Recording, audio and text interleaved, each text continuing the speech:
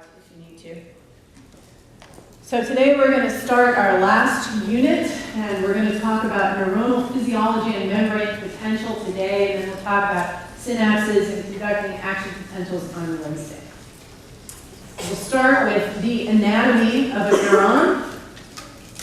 These cells have a cell body that contains the nucleus and the organelles that you would find in any mammalian cell, really. It still has to do basic cell business, even though it's a neuron. It also has these dendrites. They're the part of the neuron that receives signals from other cells. And dendrite, I think it's in Greek, it means like a tree. So your book provided me with this nice picture of dendrites in 3 dimensions. So you can see the cell body here and the dendrites sticking out. It really does look like a tree.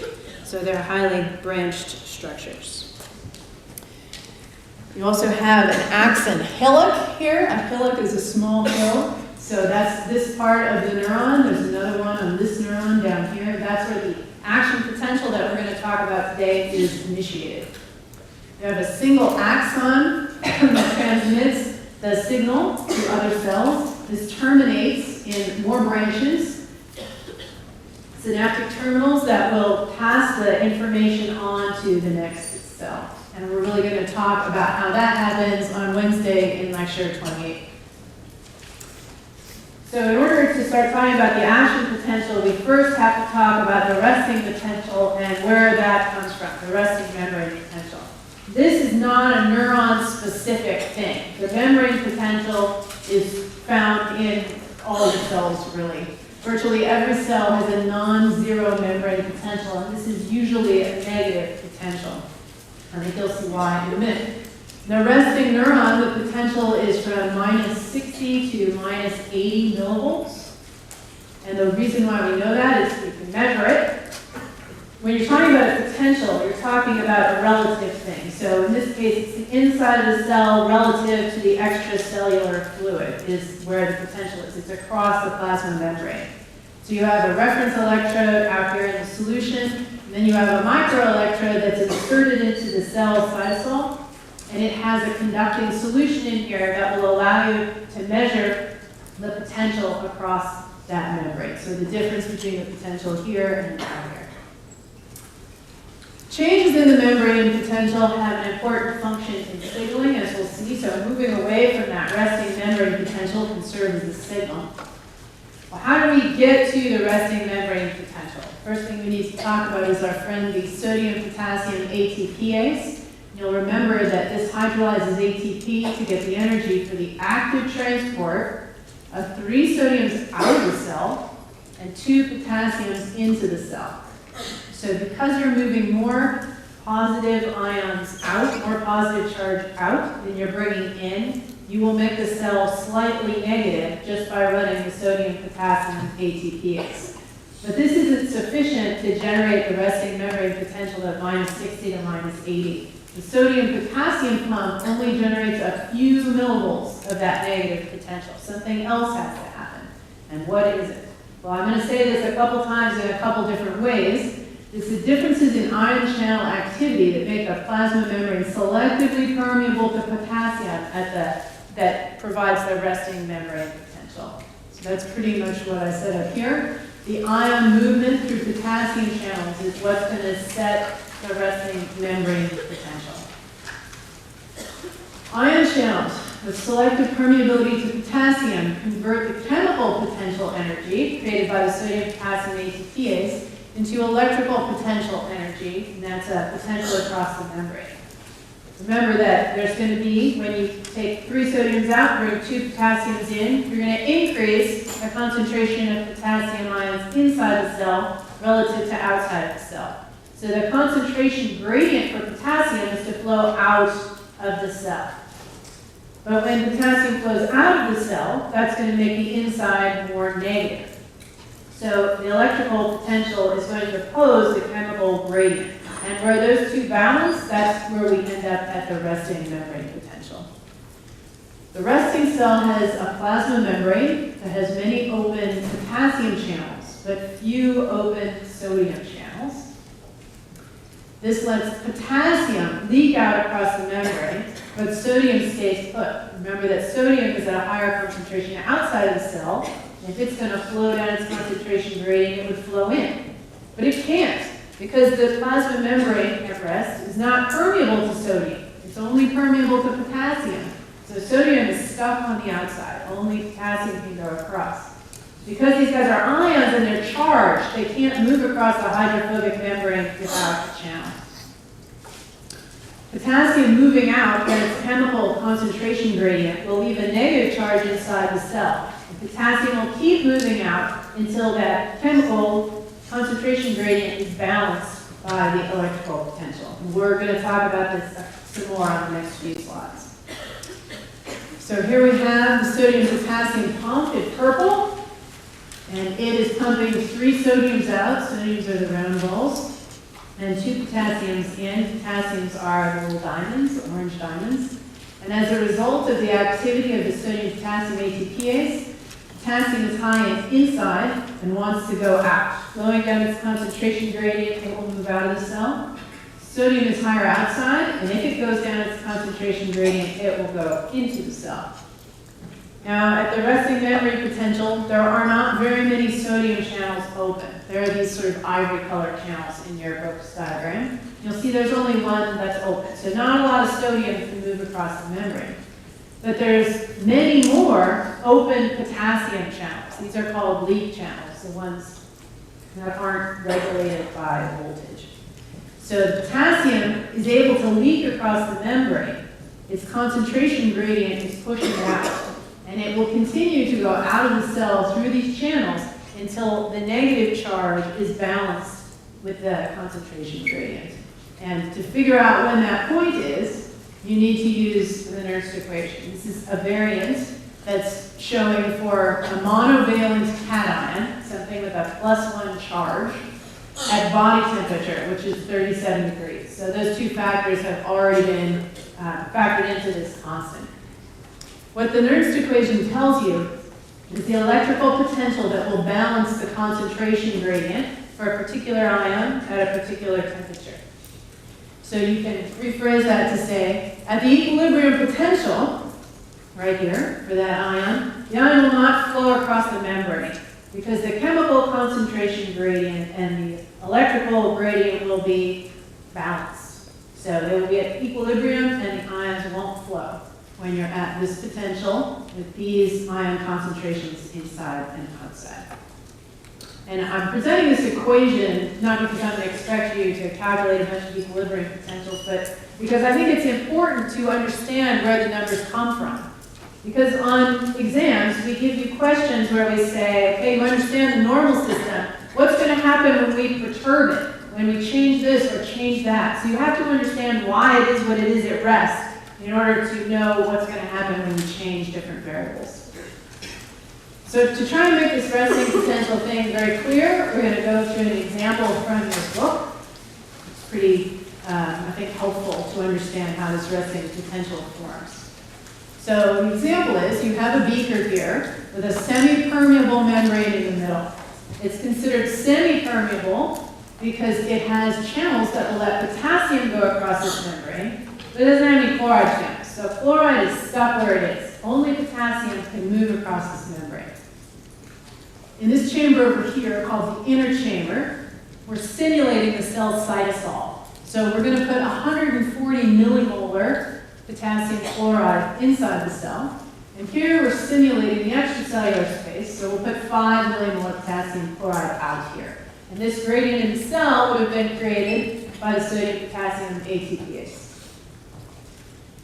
Potassium will move down its concentration gradient from this orange side to the blue side because there are fewer potassium ions over here. As the potassium ions move, it'll make this side negative relative to the blue side. Chloride can't move. Chloride is stuck where it is, so it's the movement of potassium that's changing the potential. This potential will be at equilibrium minus 90 millivolts. And we know that by looking at the Nernst equation here. So up here on the top, we have the concentration of the ion outside the cell, remember from the previous slide. And down here is the concentration on the inside of the cell. So if you do this math, it works out to be 0.035. So it's less than 0. So when you take the log of that number, it's going to be negative. The log of 0.035 is negative 1.44. So when you multiply negative 1.44 times 62, you end up with the equilibrium potential of minus 90 millivolts for potassium under these conditions. So when the concentration of the monovalent cation inside is higher than outside, the log of this ratio will be negative. So the equilibrium potential will be negative. Now let's look at the same sort of system, but this time with a membrane that's permeable to sodium. So now we have a membrane between the two solutions that will allow sodium to cross, but chloride can't get across because there's no channel for chloride. We're going to again mimic the situation in the cell. So now we have 15 millimolar sodium chloride on the cytosol side and 150 millimolar sodium chloride on the outside the cell side. Sodium will flow down its chemical concentration gradient, and of course chloride can't move. So now you're going to be moving positive charges to the cell, to the side that's inside the cell. And this will create an electrical potential at equilibrium of plus 62 millivolts. And again, you know that because of the Nernst equation. This one's really easy. You can do this in your head. You have 150 millimolar outside, 15 millimolar inside. That ratio is 10. The log of 10 is 1. 1 times 62 is plus 62 millivolts. So here, when we have the concentration of the monovalent cation outside is higher than inside, the log of this ratio will be positive, and the equilibrium potential will be positive. So to see if you guys got that, let's try a quicker question. In a resting neuron, potassium is the only ion that can really move across the membrane. That's what we just said. At the resting potential, the membrane is selectively permeable to potassium. And I told you that this creates a negative charge across the membrane, negative potential of minus 60 to minus 20 millivolts. So given that setup, I want you guys to tell me what will happen when you open sodium channels.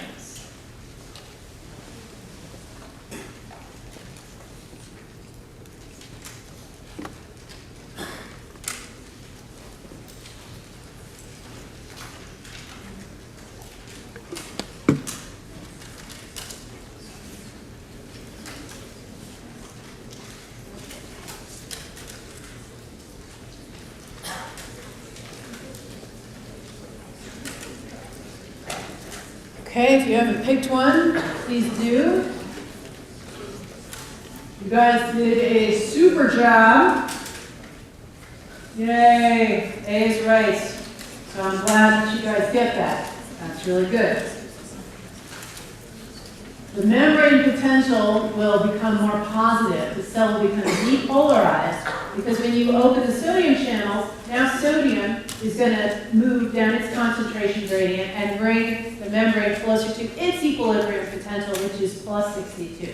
So when you open the sodium channels here, the membrane potential will rise. And here is the quick description of that. At rest, you have a membrane that's selectively permeable to potassium and a membrane potential that's close to minus 90. You open the sodium channels, now you also have sodium moving across the membrane, and you'll move towards its equilibrium potential of plus 62. Now I told you that the resting membrane potential of the neuron is minus 60 to minus 80. Then I told you that the equilibrium potential, we actually figured it out, for potassium was minus 90. So minus 60 to minus 80 millivolts is not minus 90. Why is that? Because there are actually a few open sodium channels at rest. So remember, there was that one sort of ivory-colored sodium channel in that model membrane. And that little bit of sodium leak makes the membrane potential slightly more positive than minus 90, because there is a little bit of sodium moving across the membrane. But the resting potential is much closer to the equilibrium potential of potassium than of sodium, because the membrane is much more permeable to potassium than it is to sodium. If I make a mistake and say sodium and potassium backwards, you guys raise your hands and stop me. So I want to correct the record when it happens, because I did it twice in the last hour. That was the first time this time. Okay, another question for you guys, see if you get it. An arresting neuron opening additional potassium channels would cause what?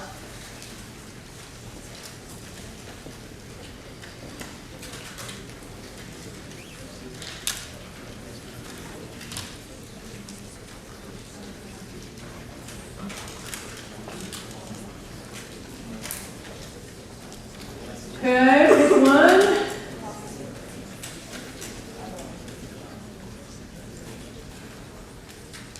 You guys rock. Very good. Yes, B is right. That's probably the most of you who've ever gotten one of these right. That's really good. Because that means you already understand the action potential before we've even talked about it. So that's very good. I put this question in your handout, and then when I was reviewing my lecture notes, decided it's too hard and too confusing, so I want you to cross it out, forget about it, you never saw it, replace it with this one. I like this one better.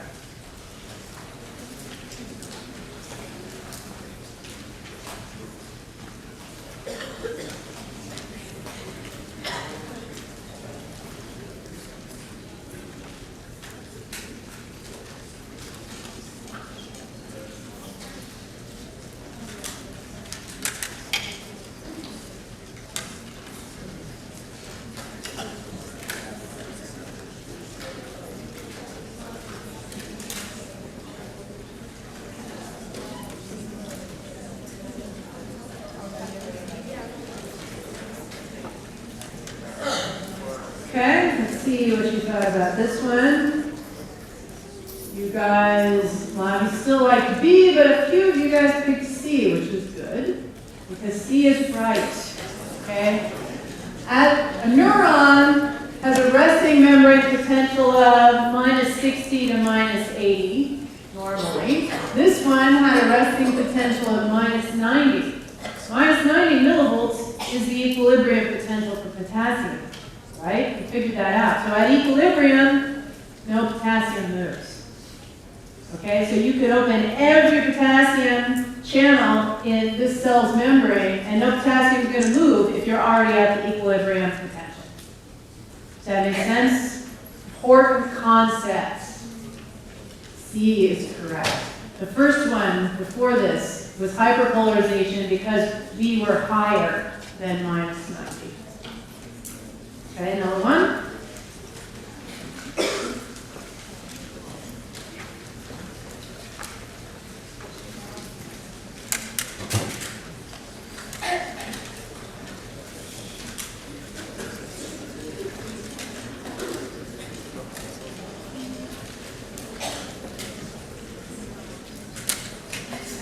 Pretty simple, straightforward one. Give a little less time.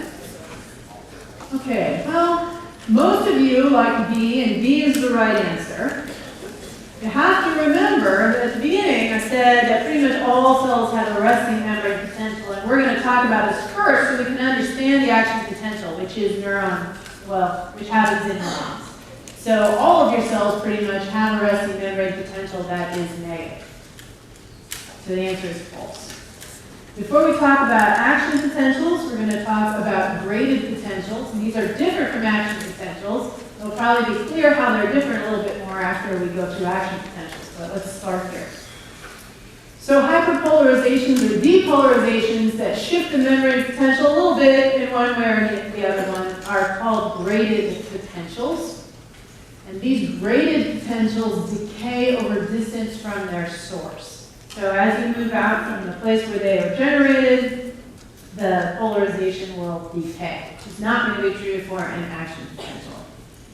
Graded potentials spread equally in both directions. So if the graded potential begins here, it will spread out like a circle, like a ripple. And these graded potentials occur in the cell body and then get summed at the axon hillock, which we'll talk about on Wednesday.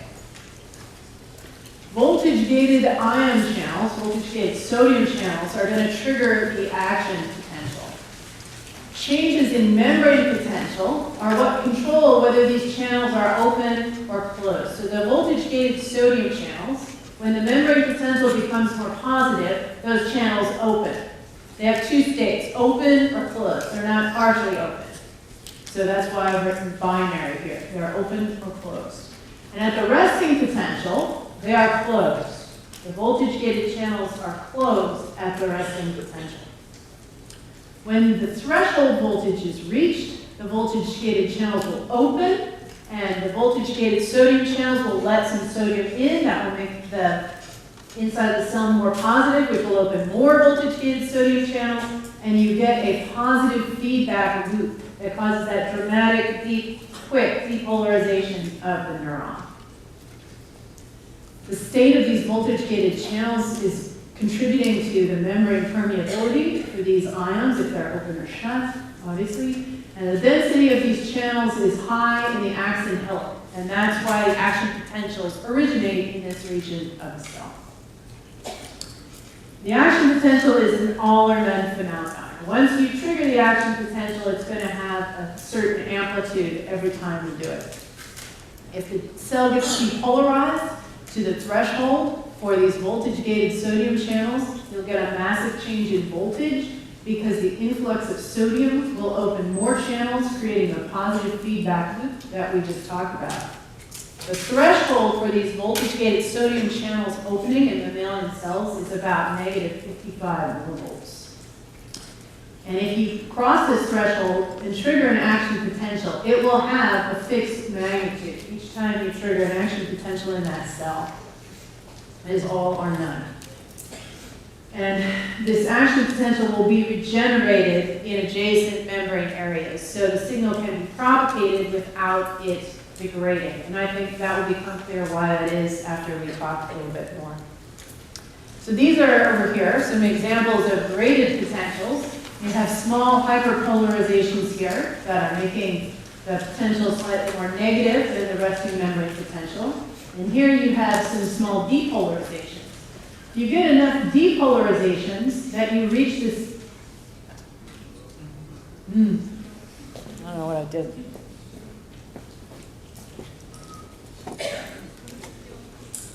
Oh. Okay. So if you get enough depolarizations that you reach this threshold potential, which was minus 55 millivolts, then you'll initiate that positive feedback loop, and you'll get a rapid and dramatic influx of sodium that raises the membrane potentials to something close to the equilibrium potential for sodium. It doesn't get all the way up to plus 62, but it approaches that. And then after a period of time, it will go back down to the resting potential. So here is the quicker question I showed you ahead. We have the membrane potential was measured shortly after the addition of two substances to a neuron, A and B. I changed this from the one that's in your handout, so I used this one. Made it more straightforward, I hope. Substance A could have done which of these things to cause the change? I wanted to give you guys a problem with a graph, so you have practice doing graph problems before the final. You're welcome to talk to your neighbors if you like.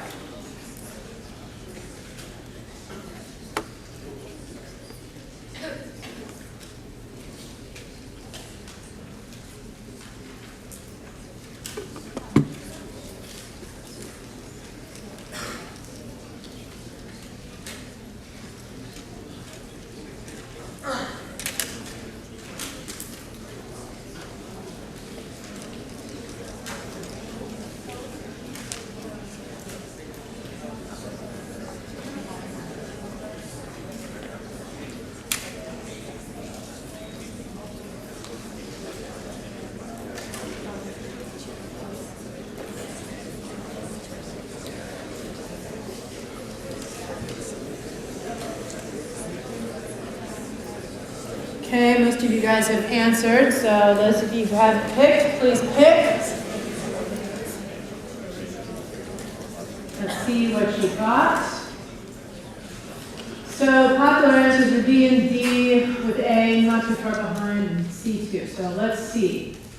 The way I would attack a problem like this is I always look when looking at an experiment, I always look at the controls first. And you have to find out where you started from. So if you look here at the control, the resting cell has a membrane potential of minus 70 millivolts, which is, or minus 75, which is in the range that I told you is normal for a neuron. So that checks out okay. What happened when you added substance A? Got more negative, which we would say got hyperpolarized. So how are you going to make the potential get more negative? Could you do it by closing voltage-gated sodium channels, or could you do it by closing leak channels? Those are the most popular answers. And the answer is D. Okay, so you guys got that it was closing sodium channels that was going to make it more negative. But at this resting potential, are voltage-gated sodium channels open? No. Okay, so if substance A came and closed channels that were already closed, it's not going to change the potential. So that's why B is not right. But you guys had it that sodium needed to stop leaking into the cell. That was right. What about substance B here? What could you do to cause this kind of change in membrane potential? Open, voltage-gated sodium channels. Right, that's the action potential, right? You open the voltage-gated sodium channels. I don't know if I said that backwards. Open voltage-gated sodium channels, it'll depolarize up towards the equilibrium potential for sodium. And closing the leak channels, how's that going to change? The potassium leak channels, how's that going to change the potential? It's going to be less negative. Right. If you close the potassium leak channels, the cell would depolarize. But it wouldn't go above 0 unless you alter the membrane permeability for sodium as well. Okay, you might be able to get back to 0, but you're not going to be able. And then there's the sodium potassium ATPase making a little bit negative. So without changing sodium permeability or some other ion we're not going to talk about, you could make it positive like that. Maybe you have any questions about this? It's important you understand it, so ask if you do. Good? Okay, so now we're going to walk through the action potential. First, I'm going to do a couple word slides, and then we're going to go through the figure from the book. Some voltage-gated sodium channels are going to open, and you're going to get some sodium flowing into the cell to depolarize it. Once the threshold is crossed at minus 55 millivolts, it'll initiate your positive feedback loop, and you get up to the high point of the action potential. But why does it go back down? Well, it goes back down for two reasons. Number one, the voltage-gated sodium channels open, and then they shut again. They don't stay open. They open and they shut. And actually, when they shut, they're inactive for a while. So one reason why it falls is the voltage-gated sodium channels become inactivated. They stop letting sodium go across the membrane. Then you also have these voltage-gated potassium channels that open with a little bit of delay relative to the sodium channels. So you end up, sodium channels open first, and then they start to close, and the potassium channels open. So the falling phase is due to both of these things, so losing the permeability for sodium and increasing the permeability for potassium. This should become clearer when we go through this if that didn't make sense. So we start here in state 1 at the resting membrane potential. The voltage-gated channels are closed at the resting potential, so nobody's open here. Then some stimulus comes along and slightly depolarizes the cell. And if it depolarizes it enough to get to the threshold potential, so here's depolarizing, letting some sodium in, then you end up with a positive feedback loop, and a bunch of these ivory-colored voltage-gated sodium channels open up. The potassium channels at this point, during this rising phase, are still closed because they open with a delay. They start to open a little bit later. And here's the figure outline. So the voltage-gated potassium channels open more slowly than voltage-gated sodium channels. So you can see the sodium permeability increases first, and the potassium permeability follows. So there's a slight delay in increase in permeability to potassium by opening the voltage-gated potassium channels, which are open here. As these guys start to open, remember on the previous slide, these voltage-gated sodium channels are closing and becoming inactive. So now you have the falling phase. You're heading back down towards the equilibrium potential for potassium. And that's because potassium is moving out of the cell and the sodium channels are closing. I didn't have room for this on the next slide, so I put it here. We're going to go and have an undershoot. And this happens because the permeability to potassium is temporarily higher than it is at rest, because you're going to have both the voltage-gated potassium channels open and the leak channels. So now we have the undershoot. You can see it's actually lower than the resting potential. It gets closer to the equilibrium potential for potassium because you have both voltage-gated and leaked potassium channels open at the same time. And then these voltage-gated potassium channels will also close, and with the ATPase, will reset the membrane potential at resting, potential at -60 to -8. I put this one in here because I thought it would be a good thing for you guys to do. So not look at your notes, not right now, but on your own time, and write down what's happening at each of these stages. Which channels are open, which channels are closed, why is the potential changing? And if you understand that, you will be able to answer the questions we ask you about the resting membrane potential and the action potential. I feel pretty good about that. All right, this is a pretty cool video from your book. I'll post it or post a link to it on the website because it's too big to put in your handout. This baseball player springs into action, his nervous system, in a network of nerve cells or neurons. Each neuron receives input from one or more cells. In response, the neuron may generate an electrical signal known as an action potential that travels down the length of the axon. Let's take a closer look at the plasma membrane of an axon.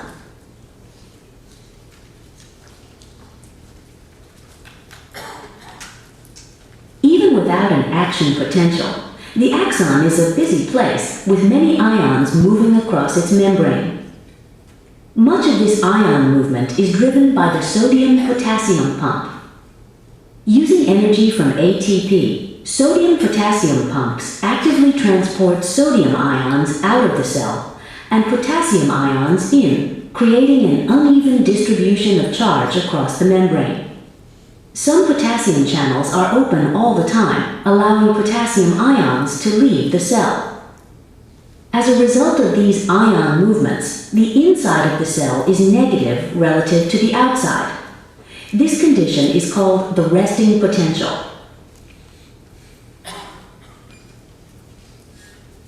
The membrane of an axon is also packed with gated ion channels that open and close during an action potential. At resting potential, the gated channels are closed. If a stimulus changes the distribution of charge across the membrane sufficiently, the gated sodium channels open. Movement of sodium ions across the membrane makes the inside of the cell more positive. This reversal of the charge distribution causes the gated sodium channels to close and the gated potassium channels to open. As potassium ions move out of the cell, the original charge difference is re-established across the membrane, closing the gated potassium channels. This sequence of events is called an action potential. The sodium-potassium pump restores the distribution of ions back to their previous levels at resting potential. Let's look at how the action potential is conducted along the axon. As the change in charge difference across the membrane spreads from open sodium channels, other sodium channels farther along the axon begin to open. The original sodium channels close, and adjacent potassium channels open. As potassium ions move out of the cell, the original charge difference across the membrane is restored, and then the potassium channels close. Meanwhile, new sodium channels open, followed by the opening of new potassium channels and the closing of sodium channels. In this manner, the action potential is propagated along the axon of the neuron, eventually reaching another cell. The information carried by this action potential will be processed with other information, permitting this baseball player to make a spectacular catch. Okay. So now that you've had that review of the things that we just talked about, I'd like you to try this clicker question. This one's pretty hard, so please talk to your neighbors if you think it will help you. A neuron is bathed in a solution where the sodium concentration is 50 millimolar instead of 150. Stimuli bring the neuron to the threshold and it fires an action potential. How will that action potential change, or will it?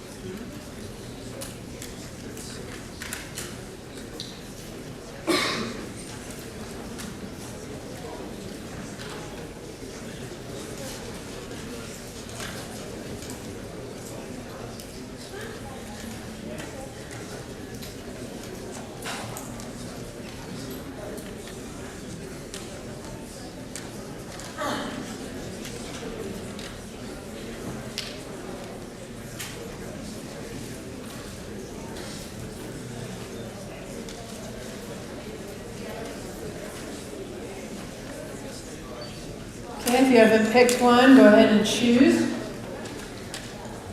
guys did a pretty good job. C is the right answer. So that's good for you guys to pick C. So let's think about this. C was the right answer. Let's go through that first. The amplitude of the action potential would be lower. The reason why that is because now the chemical concentration gradient across the membrane isn't as large. So the equilibrium potential for sodium will be lower, and the action potential won't rise quite as high. So it goes towards that equilibrium potential for sodium, that potential will actually be lower. So the amplitude of the action potential will be lower. If this neuron is stimulated to make an action potential 10 times in a row, each time it will be the same amplitude. So it's still all or none, but under these conditions, the amplitude of the action potential will be lower. The action potential would be prolonged. And you guys also sort of thought the voltage-gated potassium channels would open. I'm not quite sure why you thought that. A sort of thought that too. But once the action potential is fired, the cell depolarizes, and those potassium channels are going to open. The voltage-gated potassium channels will open when the action potential fires. And so the action potential would not be prolonged because these sodium channels, potassium channels, are going to open, and that's going to bring the potential back down. Okay. Does anyone want to ask any questions about this? This is actually a famous experiment that was done with the giant squid axons. And doing this experiment helped them figure out that sodium influx was important for the action potential. Yes?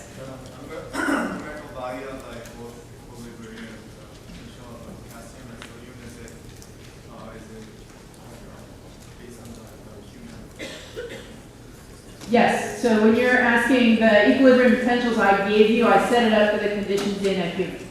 Yes. So it would vary with species, with temperature, lots of things could change. Different numbers of channels in the membrane, blah, blah, blah, for the resting potential.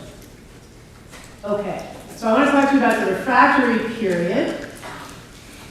During the refractory period, after an action potential, a second action potential can't be initiated. So there's a period after the neuron fires where it can't fire again, and that's the refractory period. It's refractory to another stimulation. And this happens because the voltage-gated sodium channels go from open, not just to close, but to close that can't open. So for a brief period, those voltage-gated sodium channels can't be activated even if you depolarize this cell.